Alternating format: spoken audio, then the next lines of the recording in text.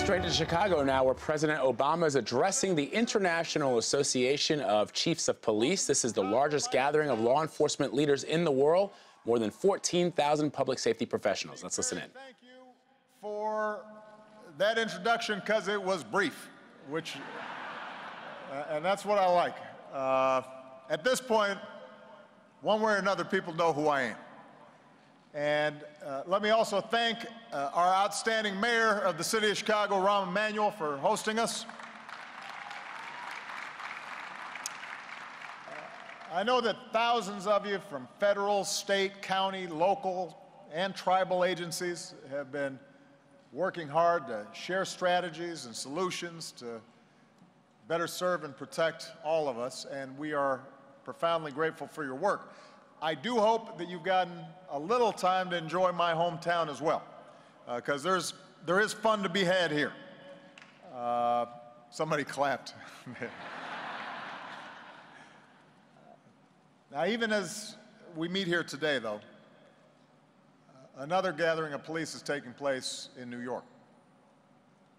Randolph Holder was born in Guyana to a family of police officers. His dad was a police officer. His grandfather was a police officer. And after his family came to America, Randolph followed in their footsteps and joined New York's finest. A week ago today, a shots fired call came over the radio. And as Officer Holder chased down a suspect, he was shot and killed in the line of duty. Officer Holder didn't run toward danger because he thought of himself as a hero. He ran toward danger because he was a cop. It was part of his job description, part of his calling. It's why so many of you wear the badge. Every day, you risk your lives so that the rest of us don't have to. You serve and protect to provide the security so many Americans take for granted. And by the way, your families serve alongside you.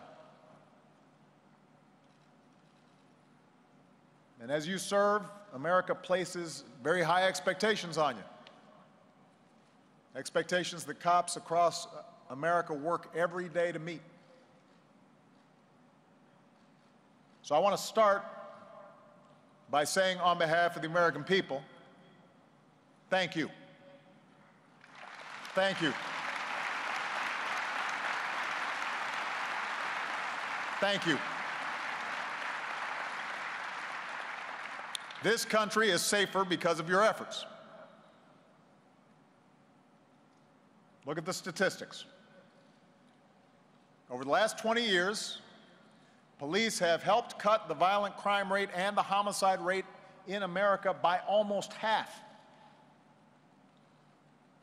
It's an astonishing statistic. Today, Americans are nearly half as likely to be the victim of an aggravated assault and less than half as likely to be the victim of a robbery. And even lesser known are the countless acts of kindness and support, helpfulness that your officers perform in your respective communities each and every day. So I want to be as clear as I can be. I reject any narrative that seeks to divide police and communities that they serve.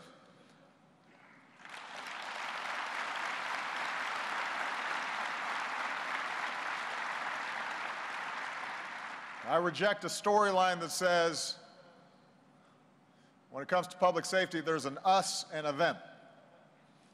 A narrative that too often gets served up to us by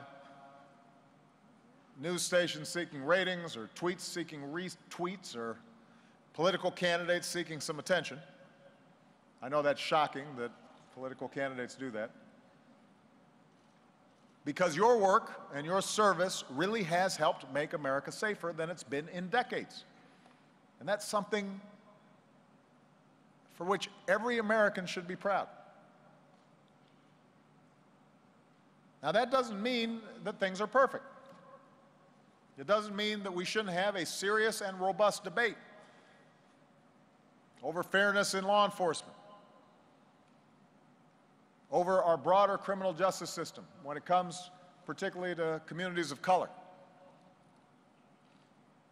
I was just talking to Chief Berry before I came out, and I know that there was an outstanding discussion with the NAACP. I've talked to enough chiefs and beat cops around the country to know you care about these issues. You want to do the right thing. And I know there are a few people that are more invested in declining crime rates than minority communities that so often have historically been under-policed. They want more police presence in many of these communities, not less. And that's why I'm confident that in this debate, people of goodwill can and should find common ground. And many of you have shown that there are actions, specific actions we can take that will make a difference in moving us in that direction. Now, first, we do need to get some facts established. So far, the data shows that overall violent crime rates across the nation appear to be nearly as low as they were last year, and significantly lower than they were in previous decades. It is true that in some cities, including here in my hometown of Chicago, gun violence and homicides have spiked. And in some cases, they've spiked significantly.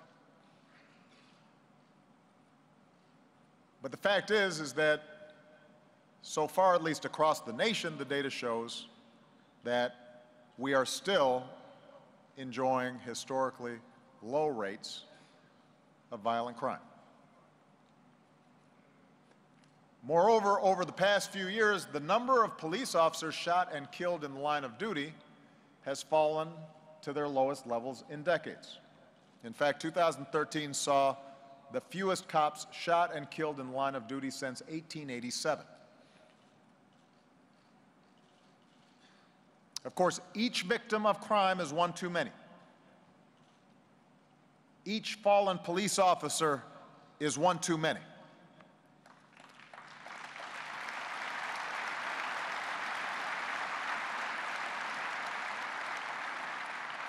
I've spoken to too many families of the fallen, including right before I came out here,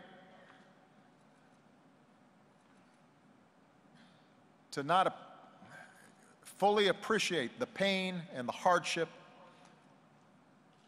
the fear that so many families go through because police officers are putting themselves in the line of fire. Moreover, because the spike in violent crime in a number of predominantly urban minority communities is real and deeply troubling, and I want to make it very clear, this is not something that I just think of as being academic. I live on the south side of Chicago, so my house is pretty close to some places where shootings take place. Because that's real, we've got to get on top of it before it becomes an accelerating trend.